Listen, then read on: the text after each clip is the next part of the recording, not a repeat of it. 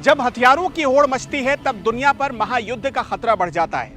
लेकिन जब हथियारों के मैन्युफैक्चरर रूस और चीन जैसे देश हों तब ये खतरा कई गुना हो जाता है। एक तो ये देश महाशक्तियां हैं, दूसरे में इनके पास पैसे और रिसोर्स की कोई कमी नहीं है। इस वक्त चीन और रूस के पास ऐसे दो हथियार आ चुके हैं जिनसे अमेरिका भी थर थर कांप रहा है।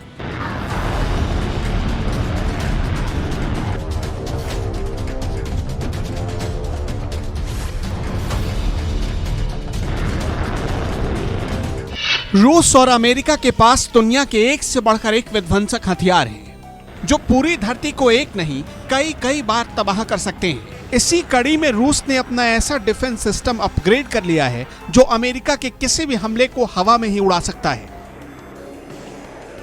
फिर चाहे वो एटम बम को लाने वाली मिसाइल ही क्यों ना हो।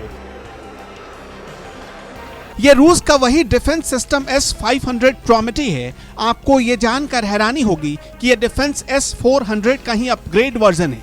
खुद रूसी एरोस्पेस फोर्स के deputy commander in chief lieutenant general Andrei ने कुछ महीने पहले एक इंटरव्यू में कहा, रूस दुनिया के सबसे advance S-500 anti aircraft missile system का काम पूरा कर लेगा।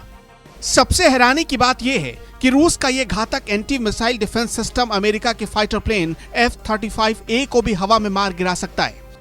जबकि अमेरिका दावा करता है कि F-35A स्टेल्थ टेक्निक से बना फाइटर प्लेन है जिसे दुनिया का कोई भी रडार नहीं पकड़ सकता।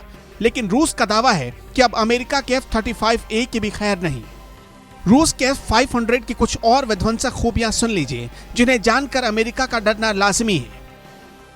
रूस का दावा है कि इस डिफेंस सिस्टम में 77N6 मिसाइल सीरीज के अलावा और भी मिसाइलें तैनात हो सकती हैं। यही नहीं, यह दुश्मन के फाइटर प्लेन या मिसाइल अटैक को 600 किलोमीटर दूर ही मार देगा।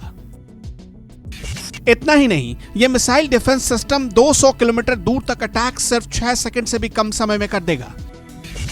S-500 कई रडार और सैटेलाइट की मदद से दुश्मन के अटैक की इंफॉर्मेशन जुटाता है। इसी जानकारी के आधार पर यह पता लगा लेता है कि दुश्मन की मिसाइलें किस दिशा से कहां तक पहुंची हैं। S-500 में और भी कई खूबियां हैं जिनके बारे में आपको जानना चाहिए। इन्हीं खूबियों को लेकर दरअसल अमेरिका टेंशन में है।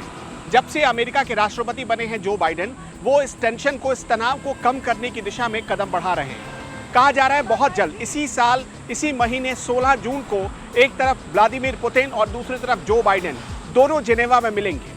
दोनों नेता बैठेंगे और हथियारों की होड़ के बीच कोई न कोई बीच का रास्ता निकालने की कोशिश की जाएगी। पूरी दुनिया इस मीटिंग की तरफ देख रही है। खुद व्हाइट हाउस ने इस मीटिंग को लेकर बयान जारी कर दिया है।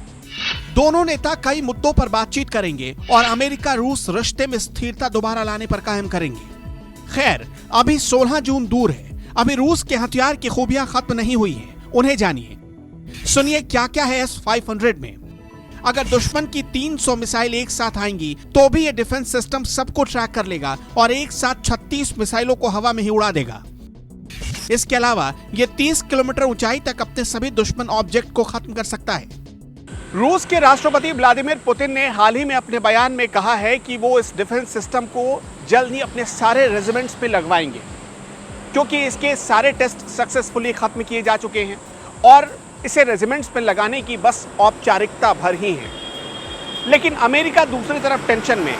अमेरिका की टेंशन इस बात से नहीं कि रूस इस डिफेंस सिस्टम को उसके खिलाफ इस्तेमाल करेगा, बल्कि अमेरिका इसलिए डरा हुआ है कि उसे डर है कहीं ये डिफेंस सिस्टम उसके दुश्मन देशों के हाथ न लग जाए। अमेरिका के लिए एक तरफ खतरा रूस है तो दूसरी तरफ चीन ने भी उसकी नींद उड़ा रखी है।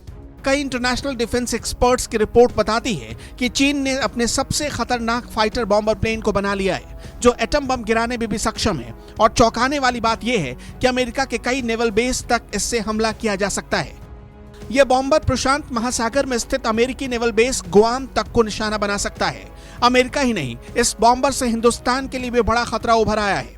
रिपोर्ट्स के मुताबिक चीन के इस युद्धक फाइटर प्लेन का नाम है जियान H-20, जो परमाणु बम ले जाने में सक्षम है और करीब 8500 किलोमीटर तक दुश्मन को मार गिरा सकता है।